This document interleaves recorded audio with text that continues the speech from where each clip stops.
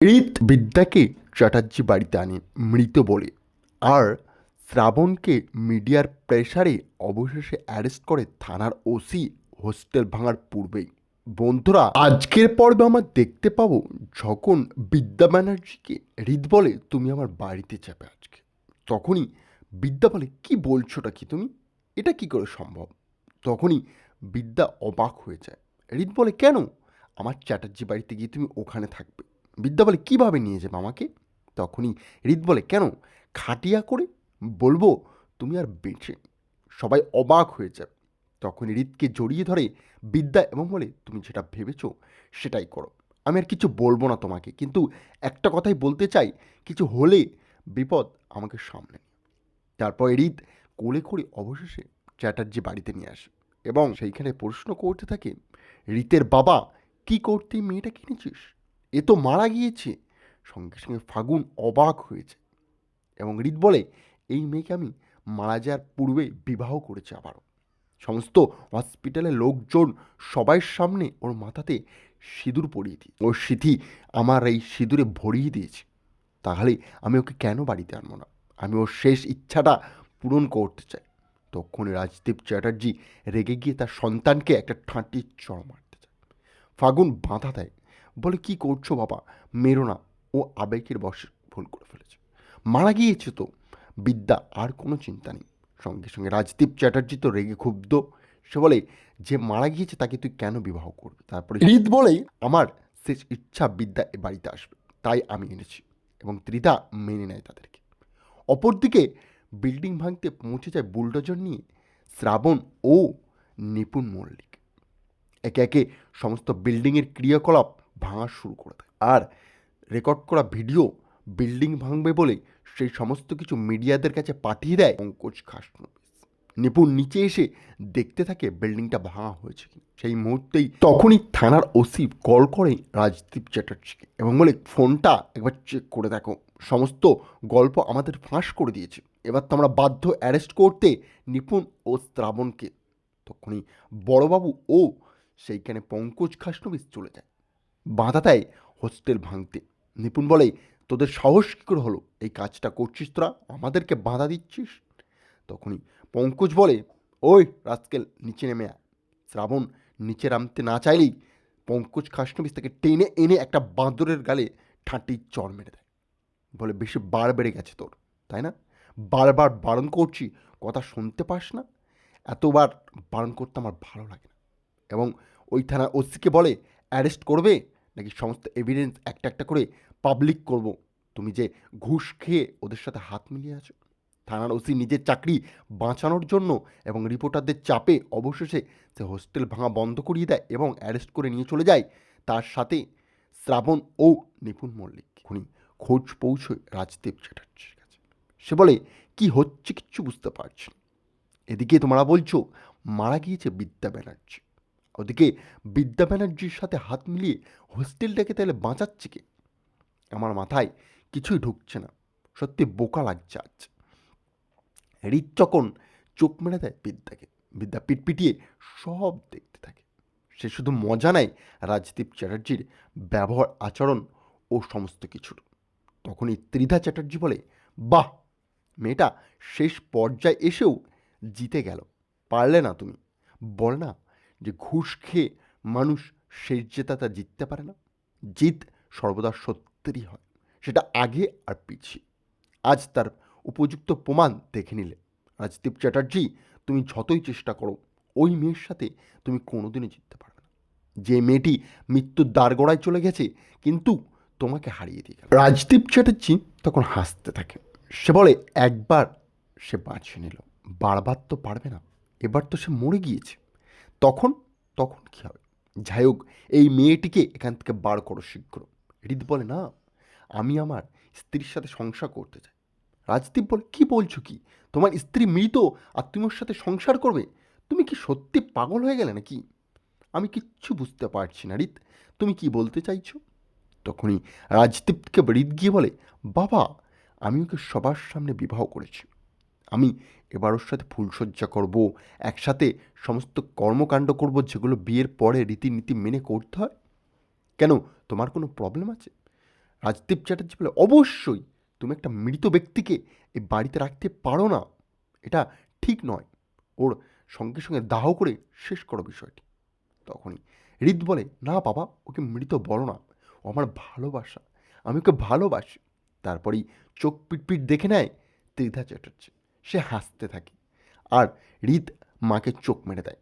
তখনই ত্রিধা বলে, হ্যাঁ, মারা গিয়েছে তো কী হয়েছে, বিদ্যা আজ থেকে আমাদের বাড়িতেই থাকবে, কোনো প্রবলেম নেই, বিদ্যা এই বাড়িতে থাকুক এবং আমাদের সাথে মিলেমিশে সমস্ত কাজকর্ম করবে।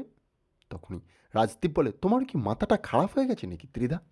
ওই সবসময় বিদ্যা বিদ্যা করে তোমার মাথায়ও বিদ্যার ভূত চড়ে গেছে, যে মেয়েটি মারা গিয়েছে তাকে বাড়িতে রাখবে বলছো, তুমি কেমন মা, আজব তুমি, সত্যি বুঝতে পারে না।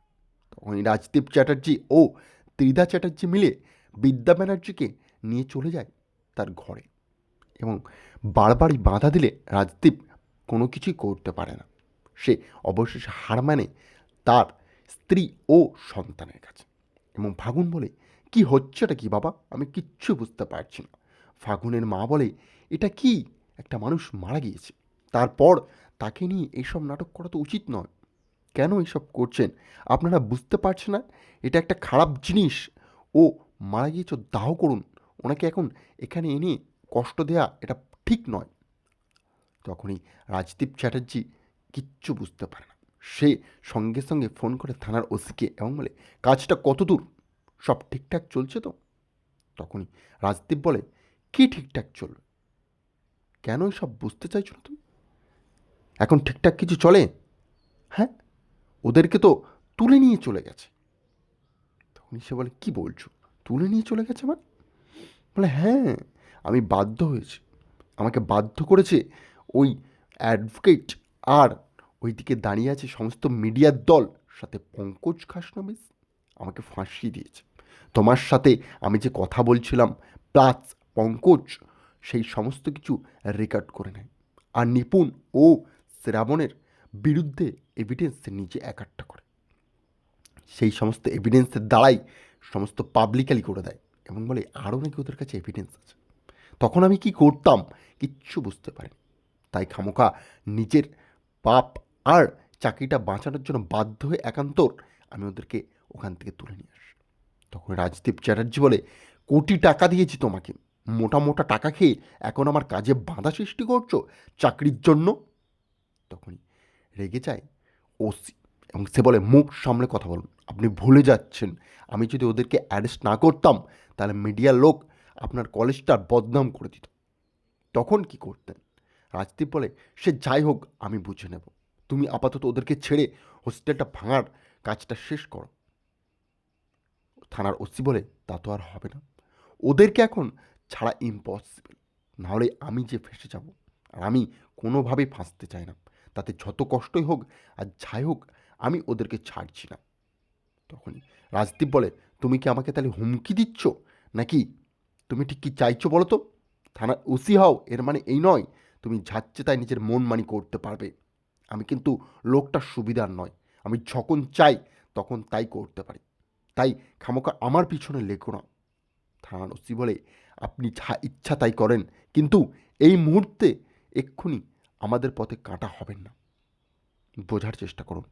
হুম, এটা তোমার আমার আর কেসটা নেই, এটা পাবলিকালি হয়ে গেছে, এখন হোস্টেলে মান মর্যাদা তোমাদেরকে বাঁচিয়ে রাখতে গেলে এটা করতেই হতো, তাই একান্ত আমার কথাটা বোঝার চেষ্টা করুন। তারপরেই চুপ হয়ে যায়, সেখানে পুরো থমকে গিয়ে বাধ্য হয় একান্ত রাজদীপ চ্যাটার্জি, এবং তার হাত থেকে একে একে সব বেরিয়ে যায়। তারপরেই আমরা দেখব ত্রিধা চ্যাটার্জি ঘরে নিয়ে গিয়ে বলে, এবার ওঠো, তুমি তোমার ঘরে চলে এসছো, এখানে আর কেউ নেই, আর মৃত্যুর নাটক করতে হবে না বিদ্যা, তোমাকে আমি বরণ করে বাড়িতে ঢোকাতে পারলাম না, এটাই আমার মনে সব থেকে বড় কষ্ট থেকে গেল, আমার বাড়ির বউকে আমি যত্ন করে বাড়িতে আনতে পারি। তখনই বিদ্যা গিয়ে জড়িয়ে ধরে ত্রিধা চ্যাটার্জিকে এবং বলে, না না মা, ঠিক আছে, আমি এতেই খুশি, তুমি আমাকে বাড়িতে এসেছি মেনে নিয়েছো, এবং তুমি কি করে বুঝলে কি করে?